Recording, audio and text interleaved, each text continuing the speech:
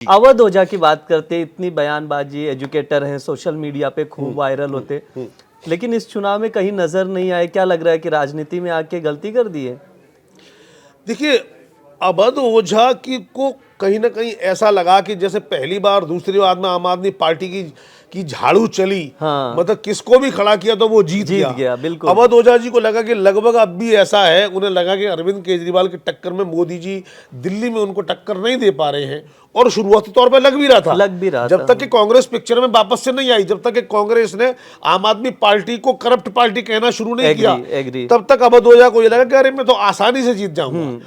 और उन्होंने सीट बिल्कुल ठीक चुनी। पटपड़गंज की सीट में सबसे ज्यादा पूर्वांचली है। अवध ओझा खुद भी पूर्वांचली है, बिल्कुल। और जहां से टक्कर रविंदर नेगी से वो भी पूर्वांचली है।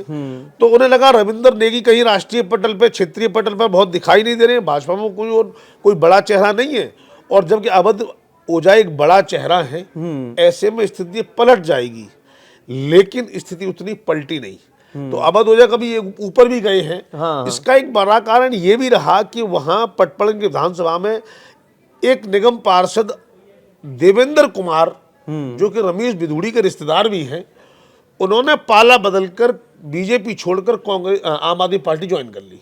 अब देवेंद्र कुमार के आम आदमी पार्टी ज्वाइन करने से उस पर्टिकुलर उस पार्टी पर आम आदमी पार्टी का पलड़ा भारी हो गया, और भारी हो गया। चूंकि मनीष सिसोदिया को कोई सेफ सीट चाहिए थी तो वो जंगपुरा चले गए। यहाँ अवध ओझा का सिलेक्शन ठीक था, अवध ओझा की अंडरस्टैंडिंग भी ठीक थी, बट जिस तरीके से कांग्रेस ने थोड़ी सी मेहनत की, आम आदमी बीजेपी ने थोड़ा सा फ्रीबीज पर फोकस किया, और जिस तरीके से आम आदमी पार्टी में अंतर्द्वंद उजागर हुए, कहीं ना कहीं अवध ओझा आज मुश्किल में है।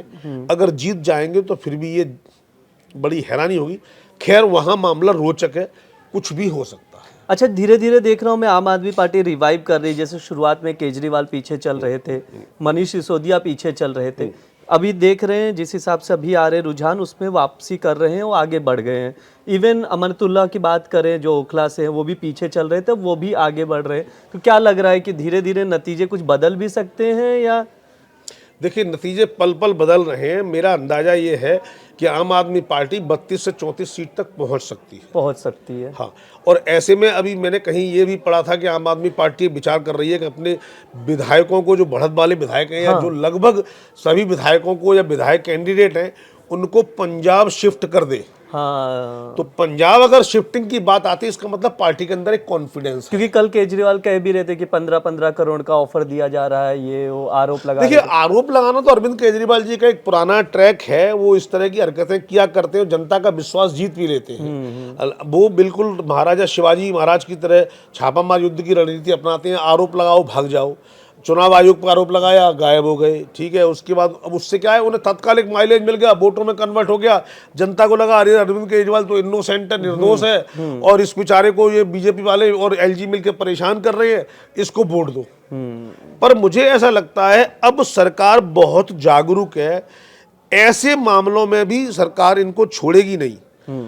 अब ये इस बार का विधानसभा चुनाव जीते या हारे, अरविंद केजरीवाल सेफली राजनीतिक जीवन जिएंगे, मुझे इसमें संदेह है। मुझे लगता है इनको वापस जेल भी जाना पड़ सकता है, नए मामले भी हो सकते हैं। एंटी करप्शन ब्यूरो ने जैसे इनके घर पर नोटिस सर्व किया, इनको बात की।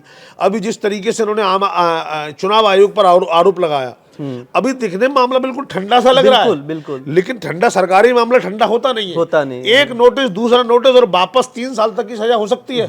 और उस मामले में जवाब देने के समय अरविंद केजरीवाल ने बड़ी चतुराई से वापस चुनाव आयोग पर आरोप लगाया, भाजपा पर आरोप लगाया, और सेफली जवाब देकर बाहर आ गए। बिल्कुल, सरकार को पता था कि ये जानबूझ के ऐसा कर रहे हैं। अगर इनको अभी गिरफ्तार कर लिया तो ये वापस शहीद ही दिखाएंगे कि मैं शहीद हो गया हूं, मेरे को जानबूझ के लोग परेशान कर रहे हैं, सरकारी एजेंसियों का दुरुपयोग हो रहा है।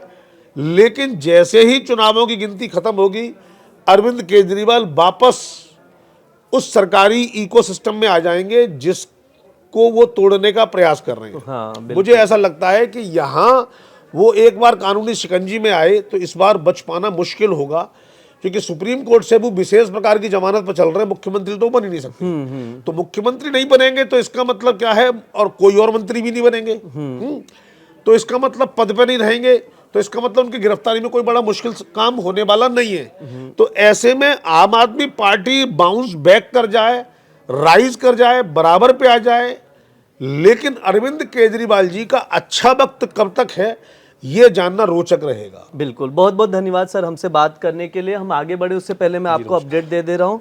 बीजेपी की बात करें तो 40 सीटों पर अभी भी बढ़त है और 30 सीटों पर लगभग आम आदमी पार्टी की बढ़त है। जो दिग्गज नेता है पहले पीछे चल रहे थे, चाहे अरविंद केजरीवाल की बात करें या मनीष सिसोदिया की बात करें, वो फिर से बढ़त बना चुके हैं। अब देखते हैं धीरे धीरे 11:30-12 बजे के आसपास नतीजे स्पष्ट होंगे कि किसकी सरकार बनेगी दिल्ली में। जो भी बनेगी, जिसकी भी सरकार बनेगी, कौन बनेगा सूबे का मुख्यमंत्री, वो सब हम आपको बताएंगे। आप लोग जुड़े रहिए दैनिक जागरण के साथ। शुक्रिया।